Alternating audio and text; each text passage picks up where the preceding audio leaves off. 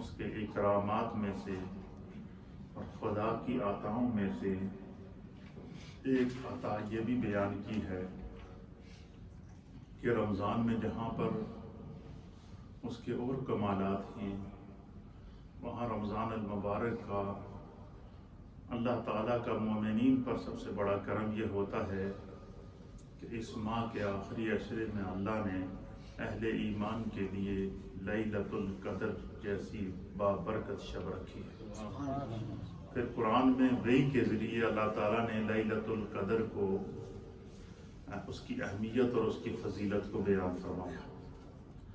لیلۃ القدر کو جہاں پر اس کا اجر تو اپنی جگہ ہے ہی ہے، لیکن آج ہمارے سامنے جو اللہ کا کلام قرآن حکیم کی صورت میں موجود ہے، اس کا آغاز، اس کا نزول، اس کے لیے خدا نے اس شب کا انتخاب کیا۔ تو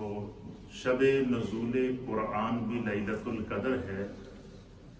اور مومن کی مغفرت کا سامان بھی لیلۃ القدر ہے۔ اہل ایمان پر اللہ کے انعام کی برسات بھی لیلۃ القدر ہے۔ اس لیے اللہ کے حبیب علیہ الصلوۃ والسلام جو وجہ تخلیق کائنات اور کائنات کے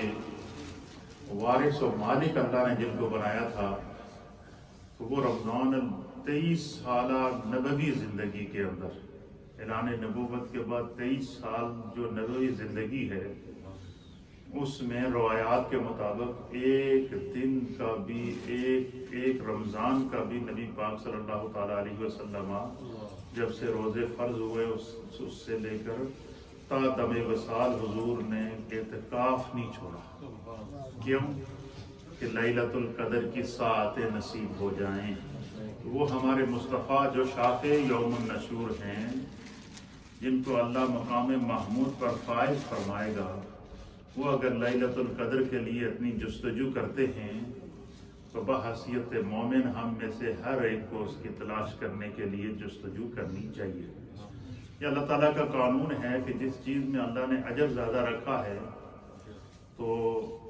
اس کے تعین کو مخفی کیا ہے، چھپا کے رکھا ہے، تاکہ مومن ہر وقت تیار رہے۔ جیسے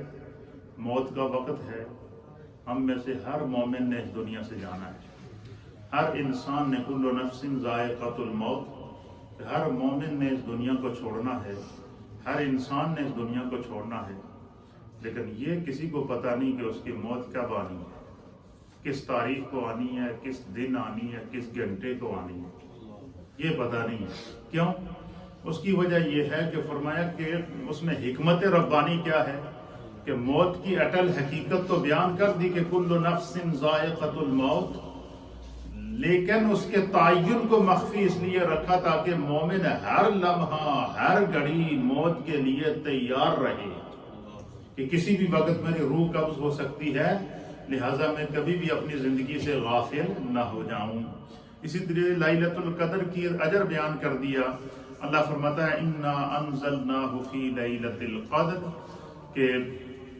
بے شک ہم نے اس قرآن کو شب قدر میں نازل کیا۔ وما ادراک ما لیلۃ القدر، اور تمہیں کیا معلوم کہ لیلۃ القدر کیا ہے۔ یہ سورہ قدر کو اللہ تعالیٰ نے 30ویں پارے کے اندر یہ سورت ہے، اور سورہ نمبر 97 ہے۔ قرآن پاک کی سورہ نمبر کتنی ہے؟ لیلۃ القدر کے اجر، اس کی فضیلت کے اوپر خدا نے پوری سورت با یک وقت نازل فرمائی۔ اس سے آپ اندازہ لگا سکتے ہیں کہ لیلۃ القدر کی کتنی بڑی اہمیت ہے۔ تو فرمایا کہ وما ادراک ما لیلۃ القدر، تمہیں کیا معلوم کہ لیلۃ القدر کیا ہے۔ فرمایا پھر اللہ نے خود ہی لیلۃ القدر کی عظمت اور اس کے تعارف اور اس کے اجر کو بیان کر دیا۔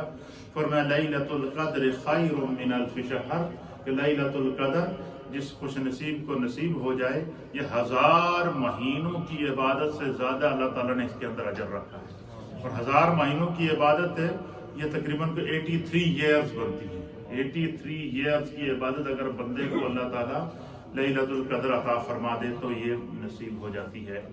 تو اس کو مخفی رکھنے کی وجہ کیا ہے کہ جس طرح موت کے لیے بندہ ہر وقت تیار رہے، حضور نے سائن بتا دیے۔ سرکار دو عالم صلی اللہ تعالیٰ علیہ وسلم نے فرمایا کہ رمضان المبارک کے آخری عشرے کی طاق راتوں میں اس کو تلاش کرو۔ کیا کرو؟ رمضان المبارک کے آخری عشرے کی طاق راتوں میں کیا کرو؟ اس کو تلاش کرو۔ اور حضور خود بھی تلاش کرتے تھے، اور فرمایا کہ جو جستجو کرتا ہے، جو کوشش کرتا ہے، اس کو وہ اللہ تعالیٰ ضرور عطا فرماتا ہے۔ پھر اللہ تعالیٰ نے فرمایا کہ اس رات میں اس کی ایک اور خصوصیت ہے، وہ کیا ہے؟ تنزل الملائکۃ والروح۔ اس رات میں اللہ تعالیٰ کے ان گنت فرشتے زمین پر نازل ہوتے ہیں، والروح، اور جبریل امین کی قیادت میں نازل ہوتے ہیں۔ اب احادیث کے اندر آتا ہے کہ جبریل امین کی جو اللہ تعالیٰ نے ڈیوٹی لگائی تھی وہ یہ تھی کہ کم و بیش 1.25 لاکھ انبیاء اور مرسلین جو اللہ کے انبیاء ہیں، رسول ہیں، نبی ہیں، جن کی تعداد کم و بیش 1.25 لاکھ ہے، وہ ان کے پاس اللہ کی طرف سے وحی لے کر آتے تھے، پیغام لے کر آتے تھے، اور وہ اس پیغام کو آگے مخلوق خدا تک کنوے کرتے تھے۔ اب جبریل علیہ السلام کی یہ ڈیوٹی تو اس وقت تک قائم رہی جب تک نبی اکرم صلی اللہ تعالیٰ علیہ وآلہ وسلم اس دنیا میں ظاہری طور پر حیات رہے، اور پھر حضور علیہ السلام چونکہ آخری نبی تھے تو اس کے بعد ڈیوٹی تو ختم ہو گئی، لیکن چونکہ جبریل امین کو اللہ تعالیٰ نے انبیاء اکرام کی اور میرے مصطفیٰ کی خدمت کا یہ صلہ عطا فرمایا کہ وہ سال میں ایک مرتبہ اس زمین کا وزٹ ضرور کرتے ہیں۔ اچھا، وہ اس زمین پر جب وزٹ کرتے ہیں تو حضور علیہ السلام نے فرمایا کہ وہ مومنین کی عبادات کو دیکھنے کے لیے آتے ہیں، مومنین کی مناجات کو دیکھنے کے لیے آتے ہیں، مومنین کے سجدوں کو دیکھنے کے لیے آتے ہیں، مومنین کی آہ و بقا کو دیکھنے کے لیے آتے ہیں، مومنین کے رجوع اللہ کو دیکھنے کے لیے آتے ہیں، مومنین کے اپنے رب کی بارگاہ میں مناجات، توبہ اور استغفار کو دیکھنے کے لیے آتے ہیں۔ اور فرمایا کہ جو بندہ اپنے رب کی محبت کے اندر مست اور الست ہو کر اپنے رب کی محبت کے اندر اپنے آپ کو اس رات کی تلاش میں کھو دیتا ہے، اللہ کے حبیب علیہ السلام فرماتے ہیں کہ جبریل امین اس سے مسافہ کرتے ہیں، جبریل اس کے جسم کو مس کرتے ہیں۔ فرمایا جس کے جسم کو جبریل مس کریں تو اس کے اوپر کیفیات آ جاتی ہیں، اور وہ کیفیات کیا آتی ہیں کہ اس کی آنکھوں سے آنسو آ جاتے ہیں، اس کے اندر خشیت کا اندر اضافہ ہو جاتا ہے۔ تو فرمایا کہ اللہ کے حکم سے فرشتے آتے ہیں۔ پھر اللہ نے فرمایا کہ سلام، یہ جو رات ہے یہ سورج کے غروب ہونے سے لے کر سورج کے طلوع ہونے تک یہ سلامتی والی رات ہے۔ اس میں مومن کے لیے بخشش بخشش بخشش بخشش، کرم کرم کرم ہی ہے۔ ہیا حتی مطلع الفجر، جب تک کہ سورج طلوع ہوتی اس وقت تک یہ پوری سورت کیا یہ اللہ تعالیٰ نے اس کی فضیلت بیان کرتے ہیں۔ اب اس سورت کی عظمت اور اس کی فضیلت کے لیے نبی اکرم صلی اللہ تعالیٰ علیہ وآلہ وسلم نے خود اس کو بیان کیا ہے کہ سرکار دو عالم صلی اللہ علیہ وسلم نے اس کا اجر بیان کیا۔ حضرت عبیدہ بن صامت رضی اللہ تعالیٰ عنہ، امام بخاری نے اس حدیث کو صحیح بخاری کے اندر نقل فرمایا ہے، آپ بیان کرتے ہیں کہ رسول اللہ صلی اللہ تعالیٰ علیہ وآلہ وسلم ہمیں لیلۃ القدر کی خبر دینے کے لیے باہر تشریف لائے، حضور بتانے کے لیے آئے کہ فلاں شب لیلۃ القدر ہے، لہٰذا تم اس شب کو جاگ کر اپنے رب کی عبادت کرو۔ تو فرمایا کہ آگے دو مسلمان آپس میں لڑ رہے تھے، تو نبی اکرم صلی اللہ تعالیٰ علیہ وسلم جب ان کی طرف متوجہ ہوئے کہ دیکھو کہ آج کتنے کرم کی رات ہے، آج کتنی رحمت کی رات ہے، آج اللہ کی رحمت برس رہی ہے، اور یہ پھر بھی لڑ رہے ہیں، ان کو ابھی دنیا کے جھگڑے پڑے ہوئے ہیں، یہ ابھی بھی دنیا میں کھوئے ہوئے ہیں۔ تو ان دو بندوں کی لڑائی، دو مسلمانوں کی لڑائی، یہ اللہ کو بھی ناپسند ہوئی، مصطفیٰ کو بھی ناپسند ہوئی، اور حضور نے فرمایا کہ اللہ تعالیٰ نے پھر اپنی حکمت کے تحت لیلۃ القدر کے تعین کو اٹھا لیا۔ اس کی دو اور حکمتیں ہیں، وہاں پر علماء نے لکھا ہے کہ جس طرح لیلۃ القدر میں اجر زیادہ ہے، اس طرح اگر بندے کو پتہ چلے کہ یہ لیلۃ القدر ہے اور اس کے باوجود وہ خدا کی طرف متوجہ نہ ہو اور گناہ کی زندگی گزارے، تو فرمایا جس طرح اجر زیادہ ہے اس طرح جو ہے وہ گناہ بھی کی اہمیت بھی بڑھ جاتی ہے۔ مثلا ایک بندے نے باہر گناہ کیا، ایک بندے نے حرم کے اندر گناہ کیا، ایک بندے نے باہر نیکی کی، ایک بندے نے حرم کے اندر نیکی کی، تو حرم کے اندر کی جانے والی نیکی 1,00,000 نیکی کے برابر ہے، اور حرم کے اندر اگر بندہ گناہ کرے گا تو اس کی سزا بھی اتنی ہی سخت ہوگی۔ اس لیے فرمائے کہ اللہ تعالیٰ نے اس کو مخفی رکھا ہے تاکہ بندہ مومن اسے لیلۃ القدر کو تلاش کرتا رہے۔ اسی طریقے سے اس کے کچھ سائن عطا فرمائے ہیں۔ پھر نبی اکرم صلی اللہ تعالیٰ علیہ وسلم فرماتے ہیں کہ ایک دفعہ میرے رب نے مجھے امم سابقہ کی امتوں کی عمریں دکھائی. اللہ نے دیکھا کہ فلاں امت ایسی تھی، اس کی 1000 سال عمر تھی. اس ایک ایسا شخص تھا بنی اسرائیل کا کہ اس کے 1000 اللہ نے اس کو بیٹے عطا فرمائے. 1000 سال تک وہ اللہ کے راستے میں، 1000 ماہ تک وہ اللہ کے راستے میں جہاد کرتا رہا، اس کے بیٹوں کو اللہ کے راستے میں قربان کرتا رہا، اور اتنی طویل عمریں عطا فرمائی اور اتنا بڑا اجر اللہ نے ان کو عطا فرمایا. تو حضور علیہ الصلوۃ والسلام کے دل کے اندر ایک ہلکی سی امت کے لیے سوچ آئی، میری امت کی تو عمریں چھوٹی ہیں، وہ اس اجر کو کیسے پا سکتی ہیں. بس مصطفیٰ نے امت کی فکر کی، خدا نے سورہ قدر نازل فرمایا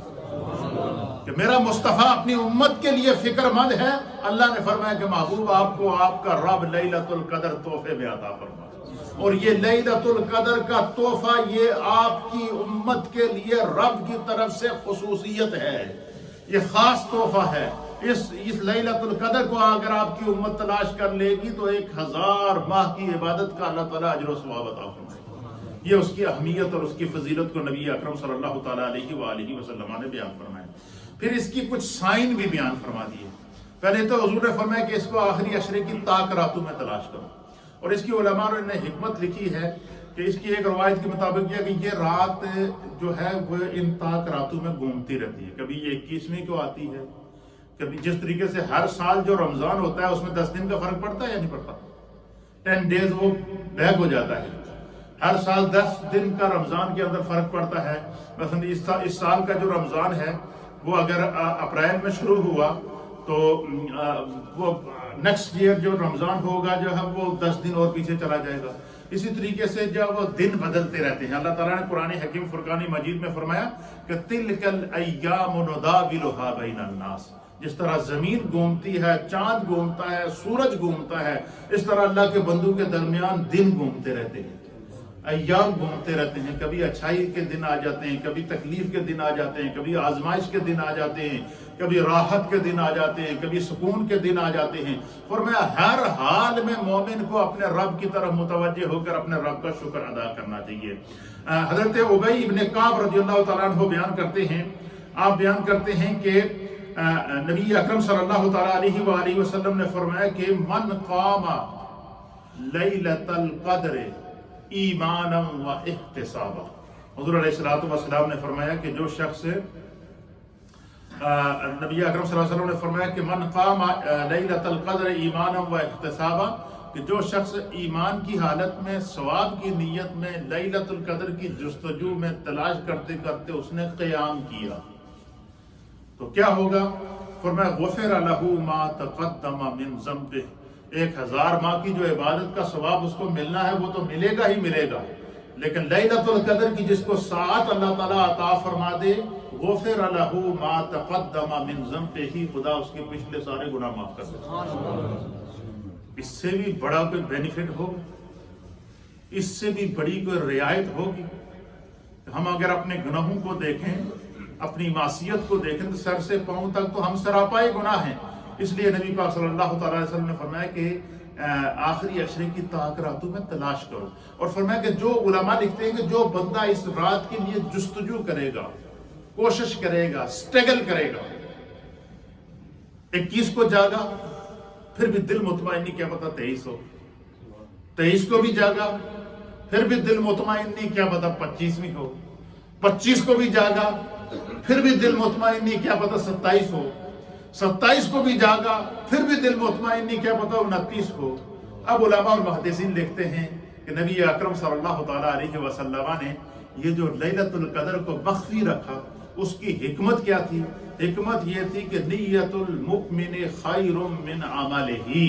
کہ مومن کی جو نیت ہے وہ اس کے عمل سے بہتر ہے. فرمایا جو بندہ لیلۃ القدر کی تلاش میں 21 کو، 23 کو، 25 کو، 29 کو جس نے جستجو کی ہے، ان راتوں میں سے کوئی ایک رات تو اسے ملے گی ہی ملے گی. اب باقی راتوں کے اجر و ثواب کا کیا ہوگا؟ فرمایا کہ اس کی نیت کے مطابق اللہ تعالیٰ اس کو 21 کو بھی لیلۃ القدر کا ثواب عطا فرمائے گا، 23 بھی. اللہ کے خزانے میں تو کسی چیز کی کمی نہیں ہے. اس کی نیت تھی کہ میں 21ویں شب کو لیلۃ القدر تلاش کر رہا ہوں، اس کی نیت تھی کہ میں 23ویں شب کو لیلۃ القدر تلاش کر رہا ہوں، اس کی نیت تھی کہ میں 25ویں شب کو لیلۃ القدر تلاش کر رہا ہوں، اس کی نیت تھی کہ میں 27ویں شب کو لیلۃ القدر تلاش کر رہا ہوں، اس کی نیت تھی کہ میں 29ویں شب کو لیلۃ القدر تلاش کر رہا ہوں، تو فرمایا ایک شب تو اسے ملے گی ہی ملے گی، لیکن اس کی نیت کے مطابق خدا اس کو 21 کو بھی لیلۃ القدر کا ثواب دے گا، 23 کو بھی لیلۃ القدر کا ثواب دے گا، 25 کو بھی لیلۃ القدر کا ثواب دے گا، 27 اور 29 کو بھی لیلۃ القدر کا ثواب عطا فرمائے گا۔ یہ خداوند قدوس کے عطا کے مہینے ہیں، سال پورا ہم خدا سے مانگتے ہیں، اور رمضان کے مہینے کی ہر شے خدا کی طرف سے اعلان ہوتا ہے، بندے مانگ کیا مانگتا ہے، بندے اپنے رب کی طرف قریب لوٹ کر تو آ جا۔ پھر اسی طریقے سے اللہ کے حبیب علیہ الصلوۃ والسلام نے اس کی کچھ نشاندہی بھی فرمائی ہے۔ پھر فرمایا کہ بعض صالحین اور اولیاء کاملین نے اس رات کی تلاش کے لیے اتنی محنت کی ہے کہ خداوند قدوس نے اس کے جذبے دکھائے۔ علامہ فخر الدین رازی رحمۃ اللہ علیہ نے لکھا کہ لیلۃ القدر میں جب جبریل علیہ نبینا علیہ الصلوۃ والسلام فرشتوں کو لے کر زمین پر اترتے ہیں، اس کی کیا حکمت ہے؟ فرمایا کہ جس طرح اہل ایمان کی ہماری 2 عیدیں ہیں، ایک عید کا کیا نام ہے؟ عید اور دوسری عید کا عید الاضحیٰ، یہ اہل ایمان کی عیدیں ہیں، اور ان عیدوں کے اندر اللہ کے حبیب علیہ السلام نے فرمایا کہ جو بھی بندہ عید کی نماز پڑھنے کے لیے اہل ایمان آئیں گے، اللہ ان سب کی بخشش کر دے گا۔ عزت عام ہوتا ہے بخشش۔ اسی طریقے سے فرمایا کہ اللہ تعالیٰ نے فرشتوں کی بھی 2 عیدیں مقرر کی ہیں، فرشتوں کی بھی 2 عیدیں ہوتی ہیں، اور ان کی ایک عید ہوتی ہے لیلۃ البرات کو 15ویں شب کو، اور دوسری عید ہوتی ہے لیلۃ القدر کو۔ تو اس دن اللہ کی طرف سے فرشتوں کا اذن عام ہوتا ہے کہ آج تمہاری عید ہے، آج تم 7 آسمانوں کا وزٹ کر سکتے ہو، آج تم جنت کا وزٹ کر سکتے ہو، آج تم اللہ تعالیٰ نے جتنی مخلوق اور نظارے کائنات کے پیدا کیے ان کا وزٹ کر سکتے ہو۔ تو فرمایا کہ فرشتے کیا کرتے ہیں، اس کا کیا کرتے ہیں؟ وزٹ کرتے ہیں، اور فرشتے وزٹ کرتے کرتے کرتے حدیث کے اندر آتا ہے، نبی پاک صلی اللہ علیہ وسلم فرماتے ہیں عید ہوتی ہے فرشتوں کی، عید والے دن جیسے ہم گھومتے پھرتے ہیں اس طرح فرشتے وزٹ کرتے، پہلے آسمان کا وزٹ کیا، دوسرے کا کیا، تیسرے کا کیا، چوتھے کا کیا، 5ویں کا کیا، 6ٹھے کا کیا، 7ویں کا کیا، جنت کا کیا، جنت کے نظارے دیکھے، جہنم کو سامنے سے جلتے ہوئے دیکھا، اس کی چیخ و پکار کے اوپر خشیت اور خوف کا اظہار کیا۔ پھر اسی طریقے سے نبی پاک صلی اللہ علیہ وسلم فرماتے ہیں کہ فرشتے وزٹ کرتے کرتے لوح محفوظ پر پہنچ جاتے ہیں۔ اچھا، لوح محفوظ وہ مقام ہے کہ جہاں پر ہر انسان کی تختی لگی ہے۔ جس طرح دنیا میں ہمارے گھر ہیں اور گھروں کے باہر ہمارا کیا ہوتا ہے؟ بورڈ لگا ہوتا ہے، اسی طریقے سے لوح محفوظ پر ہر انسان کی تختی لگی ہے، اور اس تختی کو 2 حصوں میں ڈیوائیڈ کیا گیا ہے۔ ایک حصے پر انسان کی نیکیاں لکھی ہوتی ہیں، ایک پر بدیاں لکھی ہوتی ہیں، ایک بورڈ پر یہ لکھا ہوتا ہے کہ یہ جو شخص ہے یہ مسلمان ہے یا کہ یہ کافر ہے، جو بھی ہے جو اس شخص کا اس کے لیے لکھ دیا جاتا ہے۔ تو فرمایا کہ جب فرشتے جو ہے وزٹ کرتے کرتے لوح محفوظ پر جاتے ہیں، جب وہ اہل ایمان کی تختیاں وزٹ کرتے ہیں، اللہ تعالیٰ عید والے دن، فرشتوں کی عید والے دن، لیلۃ القدر والے دن کیا کرتا ہے؟ جب فرشتے لوح محفوظ پر اہل ایمان کے اعمال دیکھتے ہیں تو اللہ تعالیٰ ان کو، فرشتوں کو اہل ایمان کی نیکیاں دکھاتا ہے۔ جو اہل ایمان کے گناہ ہیں ان کے اوپر خدا لوح محفوظ پر پردہ ڈال دیتا، فرشتے گناہ نہیں دیکھتے، صرف نیکیاں دیکھتے ہیں۔ اچھا، فرمایا کہ جب فرشتے اہل ایمان کی نیکیاں دیکھتے ہیں تو فرشتے تو ہیں ہی نیکیوں کے توانگر، ان سے تو گناہ کا تصور ہی نہیں ہے۔ اب فرشتوں کے اندر دلچسپی پیدا ہوئی کہ یہ جو بندہ مومن ہے جس کی نیکیاں میرے رب نے لوح محفوظ پر آویزاں کی ہیں عرش کے ساتھ، اس کی نیکیاں لوح محفوظ پر لٹک رہی ہیں، میں ذرا پڑھوں تو صحیح کہ اس بندے نے کیا کیا نیکیاں کی ہیں۔ فرماتے ہیں کہ اس لوح محفوظ پر بندہ مومن کی نیکیوں میں لکھا ہوتا ہے اس نے اتنے سجدے کیے ہیں، اس نے اتنے قیام کیے ہیں، اس نے اتنے رکوع کیے ہیں، اس نے اپنے رب کے لیے اتنے آنسو بہائے ہیں، یہ اپنے گناہوں کی معافی کے لیے اتنا گڑ گڑایا ہے، اس نے آنسو بہا کر اپنے رب کو راضی کیا ہے، اس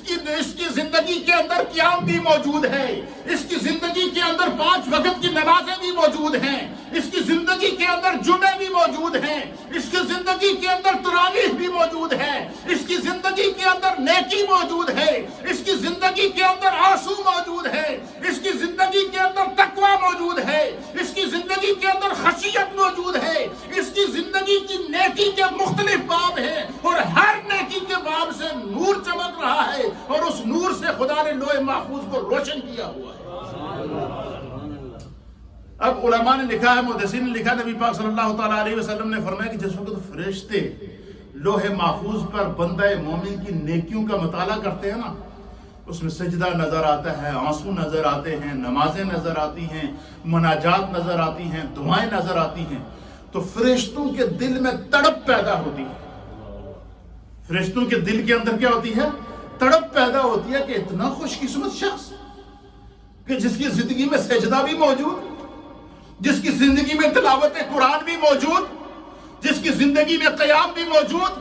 جس کی زندگی میں سجدہ بھی موجود، جس کی زندگی میں آہ و بکا بھی موجود، جس کی زندگی کے اندر اس کا رب اس سے راضی، اس کی زندگی کی نیکیوں کو میرے رب نے ایگزامپل کے طور پر لوح محفوظ پر آویزہ کیا ہوا ہے، لٹکایا ہوا ہے، تو فرمایا فرشتوں کے دل میں خواہش پیدا ہوتی ہے، اور فرشتے وہیں اللہ کی بارگاہ میں جھک کر دعا کرتے ہیں کہ یا اللہ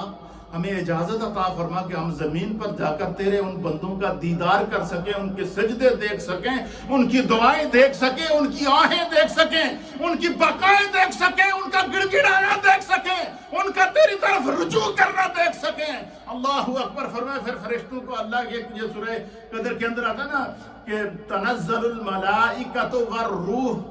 کہ فرشتے اور روح الامین جبریل زمین پر نازل ہوتے بِإِذْنِ رَبِّهِمْ، کیا بِإِذْنِ رَبِّهِمْ، کہ جب فرشتے لوح محفوظ پر انسان کی ہسٹری، نیکیوں کی ہسٹری پڑھتے ہیں، سجدوں کا ذوق دیکھتے ہیں، تلاوت کا ذوق دیتے ہیں، ان کے اندر خواہش پیدا ہوتی ہے، تو وہ خدا سے کی بارگاہ میں اجازت طلب کرتے ہیں۔ اب ان کو فرشتوں کی تو عید ہوتی ہے، اللہ کہتا ہے کہ جب تو ساتوں آسمانوں پر آج گھوم رہے ہو، جنت میں گھوم رہے ہو، تو میری طرف سے تمہیں اجازت ہے، جاؤ ذرا جا کے زمین پر دیکھو تو صحیح میرے بندے کیا کر رہے ہیں۔ اب حدیث کے اندر آتا نبی پاک فرماتے ہیں کہ فرشتے قطار در قطار، اچھا فرشتوں کی کوئی تعداد نہیں لکھی ہے، اتنے فرشتے زمین پر اترتے ہیں کہ جس طرح بارش برستی ہے اس طرح اترتے ہیں۔ اور بعض مقامات پر نبی پاک صلی اللہ تعالیٰ علیہ وسلم نے اس منظر کو بیان کیا کہ حضور علیہ السلام چل رہے ہیں، نبی پاک کے ایک صحابی حضرت عثمان بن مظعون رضی اللہ تعالیٰ عنہ کی نماز جنازہ، اور جنازے کے اندر جب حضور علیہ السلام نے شرکت کی تو حضور علیہ السلام پاؤں اٹھا کر چل رہے ہیں، ایڑی پاؤں سے ایڑی اٹھائی ہوئی ہے، یہ جو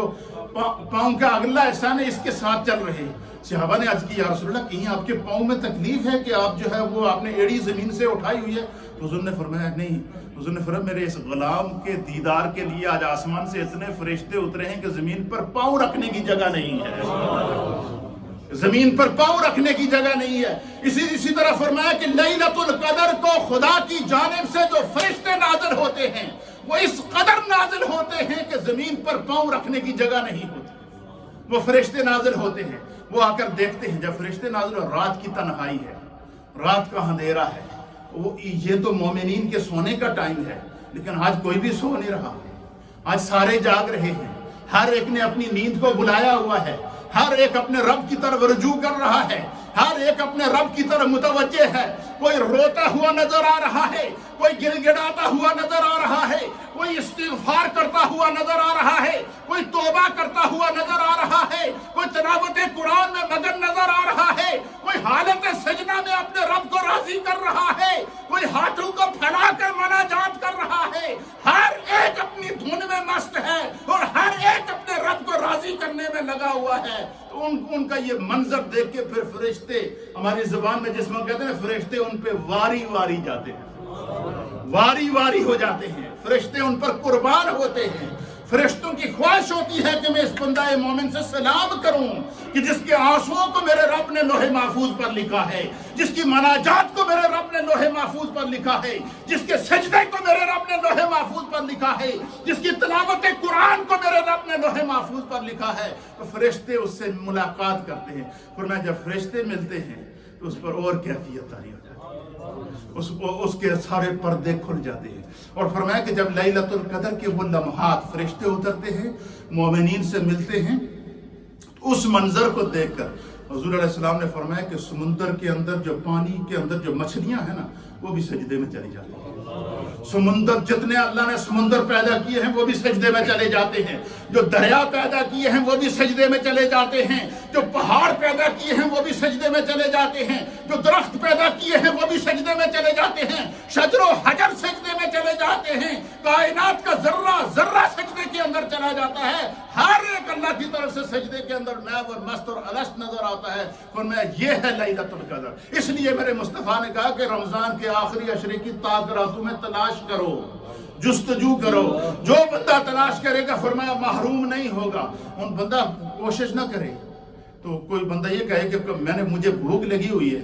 تو کوئی میرے منہ میں لقمہ دے گا تو میری بھوک مٹے گی، میں خود اتنی توفیق نہیں ہے کہ میں لقمے کو اٹھا کر منہ میں ڈال دوں۔ اب لیلۃ القدر کی فضیلت میں اللہ نے پوری صورت نازل کر دی، نبی پاک نے اس کے سائن بتا دیے کہ آخری عشرے کی تاک راتوں میں تلاش کرو۔ خود حضور علیہ السلام کی سنت اور عمل یہ ہے کہ 23 سالہ نبوی زندگی کے اندر جو ہے نبی پاک صلی اللہ علیہ وسلم ہر سال اعتکاف کرتے تھے، اور جس سال حضور علیہ السلام کا وصال ہوا اس سال حضور نے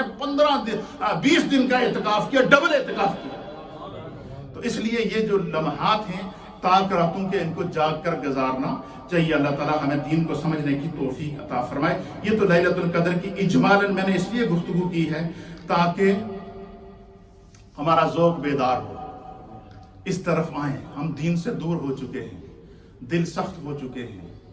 دلوں کے اندر کائی جم چکی ہے، نیکی اور بدی کی تمیز ختم ہو چکی ہے، ہمارے سامنے ہمارے پیاروں کے لاشیں اٹھے ہیں، ہم بے بس رہے ہیں۔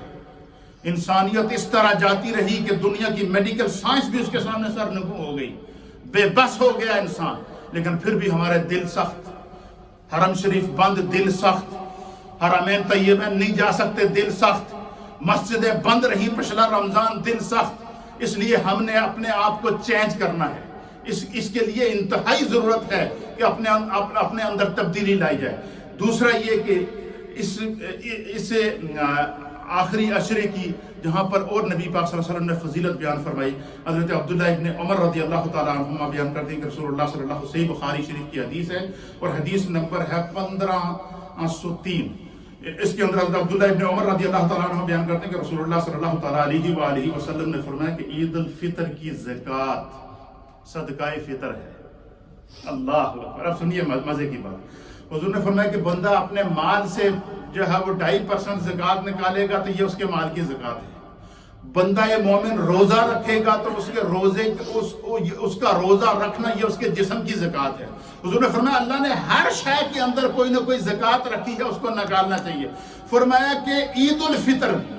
عید کا دن روزہ رکھ کے، خوشی کا دن، نئے کپڑے پہن کے عید کی خوشی منانے کے لیے حضور نے فرمایا عید الفطر کو ادا کرنے سے پہلے عید دی زکوٰۃ الگ کڈیا کرو۔ اور عید کی زکوٰۃ کیا ہے؟ صدقہ فطر ہے۔ کیا ہے؟ صدقہ فطر ہے۔ حضرت عبداللہ ابن عمر بیان کرتے ہیں کہ رسول اللہ صلی اللہ تعالیٰ علیہ وسلم نے عید الفطر کی زکوٰۃ صدقہ فطر کو واجب کیا ہے، فرض کیا ہے مومن کے اوپر۔ اس لیے اس کی اہمیت کو سمجھیں۔ ایک حدیث کے مطابق نبی اکرم صلی اللہ تعالیٰ علیہ وسلم نے فرمایا کہ بندے کے روزے، اس کی نمازیں اور اس کی رمضان کی عبادات زمین اور آسمان کے درمیان معلق رہتی ہیں، لٹکی رہتی ہیں تا وقت کہ وہ جو وہ صدقہ فطر ادا نہ کرے۔ تو صدقہ فطر کی جو مقدار ہے نبی اکرم صلی اللہ تعالیٰ علیہ وسلم نے فرمایا کہ 1 سا کھجوریں، اور دوسری روایت کے مطابق حضور علیہ نبینا علیہ السلام نے فرمایا کہ یہ صدقہ فطر جو ہے یہ اس کا جو نصاب بیان کیا ہے، فرمایا کہ وہ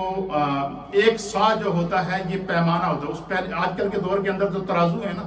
کانٹا جس کو کہتے ہیں کہ وزن کرو تو آج کل تو الیکٹرانک کانٹے بھی آ گئے ہیں، اس کے اوپر رکھو تو پتہ چلتا ہے یہ اتنے گرام ہے، اتنے گرام ہے۔ اس دور کے اندر جو ہے وہ پیمانہ ہوتا تھا، ایک برتن بنا ہوتا تھا جس کو سا کہتے تھے، اور اس کا جو وزن ہوتا تھا وہ 4.25 کلو ہوتا تھا، یا 4 کلو کا 1 سا ہوتا تھا۔ تو حضور نے فرمایا کہ صدقہ فطر کیا ہے؟ 1 سا کھجوریں،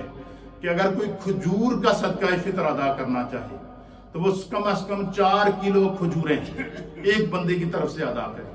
اور اگر کوئی گندم کا صدقہ فطر ادا کرنا چاہے، جو اندر اناف نے جو ہے صدقہ فطر کے جو حضور نے 4 نصاب بیان کیے ہیں ان میں سے سب سے کم نصاب گندم کا ہے. 2 کلو گندم یا 2.25 کلو گندم، اور اس کی قیمت کے مطابق جو ہے عید کی نماز سے پہلے صدقہ فطر ادا کیا جائے. پھر اسی طریقے سے فرمایا کہ 1 سا جو ہے وہ کھجوریں، نصف سا گندم، اسی طریقے سے 1 سا جو پنیر اور کشمش، یہ اجناس ہیں جو نبی پاک صلی اللہ علیہ وسلم نے بیان فرمائی ہیں. اور قرآن کریم میں اللہ تعالیٰ نے فرمایا کہ جو بندہ اچھے سے اچھا صدقہ فطر ادا کرے تو یہ اس کے لیے زیادہ بہتر ہے. سورہ بقرہ کی آیت نمبر 184 کے اندر اللہ تعالیٰ نے اس کو بیان کیا کہ جو جتنا بڑھا کر صدقہ فطر ادا کرے گا اتنا اس کے لیے بہتر ہے، وہ اللہ تعالیٰ اس کو اور عطا فرمائے گا. اور اسی طریقے سے نبی اکرم صلی اللہ تعالیٰ علیہ وسلم نے فرمایا کہ صدقہ فطر جو عید الفطر کی زکوٰۃ صدقہ فطر ہے، اس میں کیا ہے؟ فرمایا بندے نے روزہ رکھا،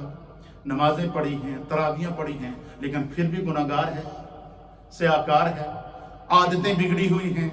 روزہ رکھ کے بھی گناہ کرتا رہا، روزہ رکھ کے بھی ہاتھ کا گناہ، روزہ رکھتے ہی منہ کا گناہ، روزہ رکھ کر بھی آنکھ کا گناہ کرتا رہا، روزہ رکھ کر بھی قدم کا گناہ کرتا رہا، روزہ رکھ کے بھی گناہوں کی عادت اس نے نہیں چھوڑی ہے. تو حضور نے فرمایا کہ جب بندہ رمضان کے پورے روزے رکھ کر صدقہ